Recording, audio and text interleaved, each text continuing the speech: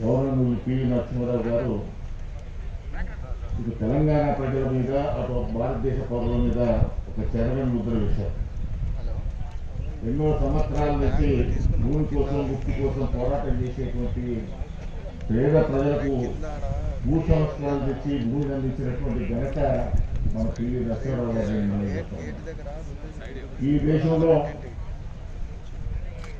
ఇంత పెద్ద ఎత్తున పారిశ్రామికంగా ఆర్థికంగా ఎదగడానికి వారు ప్రారంభించినటువంటి సంస్కరణలే ఇవాళ దేశం యావత్తు ప్రపంచ పటంలో తెలంగాణ భారతదేశం మొదటి స్థానంలో ఉండేటువంటి పద్ధతుల్లో వారు నిర్వహించినటువంటి కార్యక్రమం అని చెప్పి ఈ సందర్భంగా మనం చేస్తా ఉన్నాం.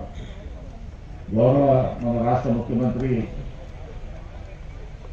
మన చంద్రశేఖరరావు గారు పివి గారి యొక్క శతజయంతి ఉత్సవాలను మన కేశవరావు గారి నేతృత్వంలో ఘనంగా నిర్వహించుకోవడం, ఆ సందర్భంలోనే వాళ్ళ 16వ వర్ధంతి సందర్భంగా పివి నరసింహారావు గారికి ఘనమైనటువంటి నివాళులు అర్పిస్తూ వారి ఆత్మకు ఎప్పుడు కూడా శాంతిని అందించాలని భగవంతుని ప్రార్థిస్తూ సెలవు తీసుకుంటాను.